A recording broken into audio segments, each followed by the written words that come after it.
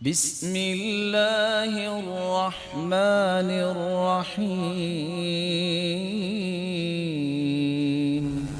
البدعہ، یہ بدع یبدع بدعا سے ہے، اس کا مطلب ہے نئی چیز نکالنا، ایسی چیز پیش کرنا جس کی پہلے کوئی مثال نہ ہو، کسی چیز کی ابتدا کرنا، بغیر نمونے کی کوئی چیز سامنے لانا، کسی نئی چیز کو ایجاد کرنا۔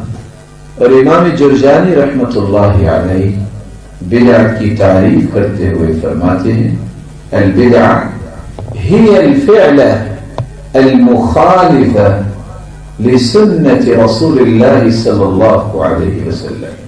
بدعت اس فعل کو کہتے ہیں، اس عمل کو کہتے ہیں جو رسول اللہ صلی اللہ علیہ وآلہ وسلم کی سنت کے مخالف ہو۔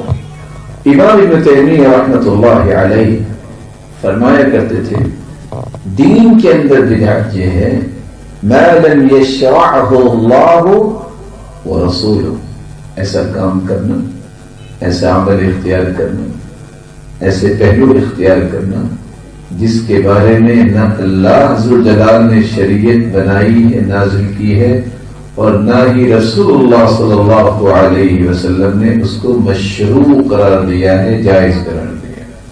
وَهُوَ مَا لَمْ يَأْمُرْ بِهِ أَمْرَ إِيجَابٍ وَلَا اسْتِحْبَابٍ، ایسا کام کرنا جس کے بارے میں نہ اللہ کا حکم ہے، نہ اس کے رسول کا حکم ہے، اور نہ اس بات کی وضاحت شریعت نے کی ہے یہ واجب ہے، یہ مستحب ہے، شریعت نے اس کا حکم نہیں دیا، شریعت نے اس کی توجہ نہیں دلائی، شریعت نے اس کی رغبت نہیں دلائی، اس کا مطلب ہے وہ شریعت نہیں۔ یہ کیسے ہو سکتا ہے کہ اللہ تعالیٰ نے ایک ایسا کام جو ان کی زندگی کے لیے ضروری تھا اور اس کے بارے میں قرآن بھی نہیں اتارا، اور اللہ کے رسول صلی اللہ علیہ وسلم کی زبان اطہر سے اس کی وضاحت بھی نہیں کروائی، اور اپنے نبی سے کروایا بھی نہیں، پھر وہ دین بن جائے جو قیامت تک کے لیے دین ہے نا؟ اس سے مطلب تو یہ نکلا کہ دین پہ ناقص ہو گیا۔ اور جیسے لوگ کہہ دیتے ہیں کہ تو فلاں عالم اور فلاں اس نے یہ بات پیش کی ہے، اس کا مطلب یہ ہے کہ یہ اللہ کے پیغمبر کو سمجھ نہیں آئی تھی، نعوذ باللہ من ذالک۔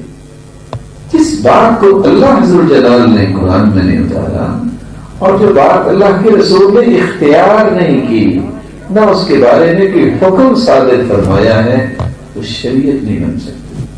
اور بعض علماء نے جیسا کہ امام کفوی ہیں وہ بدعت کی تعریف کرتے ہوئے بیان کرتے ہیں کل عمل عمل على غیر مثال صدق فهو بدعہ، وہ عمل جس کی کوئی مثال پہلے نہ ہو وہ بدعت ہے۔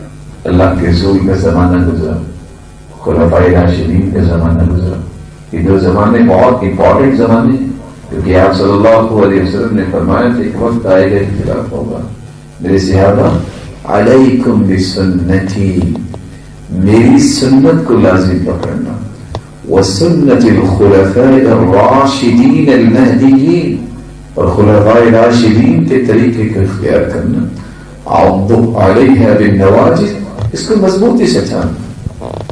اس لیے یہ بات سمجھنے والی ہے بدعت جو کام اللہ کے رسول نے نہیں کیا، جس کا حکم نہیں دیا، جس کو اختیار نہیں کیا، یا آپ کے سامنے کوئی ایسا کام ہوا اور آپ صلی اللہ علیہ وآلہ وسلم نے اس کا انکار نہیں کیا، یہ تو عمل کریں گے لیکن انکار کر دیا، یہ خلفائے راشدین میں ایسے اعمال سامنے لوگوں کے آئے کہ کہا کہ اللہ کے رسول نے سے منع کیا ہے، وہ دین نہیں بن سکتا۔ اس کی چھوٹی سی مثال بیہقی کی ایک صحیح سند سے روایت ہے، سعید بن مسیب نے ایک شخص کو دیکھا، رأى رجلا يصلي بعد طلوع الفجر اکثر من رکعتين، سورج طلوع ہونے کے بعد ایک آدمی کو دیکھا کہ وہ صبح 2 رکعتوں کی بجائے زیادہ رکعتیں پڑھ رہا ہے۔ نماز عبادت ہے کہ نہیں؟ اللہ کے ہاں پسندیدہ ہے کہ نہیں؟ نماز، اس کے بارے میں پہلے سب سے سوال ہوگا نا قیامت کے دن۔ یہ فرق ہے نا کافر اور مسلمان کے درمیان، لیکن صبح کی کتنی سنتیں ہیں اور فرض؟ سعید بن مسیب رحمہ اللہ تعالی نے جب دیکھا اس کو روکا، کیا کر رہے؟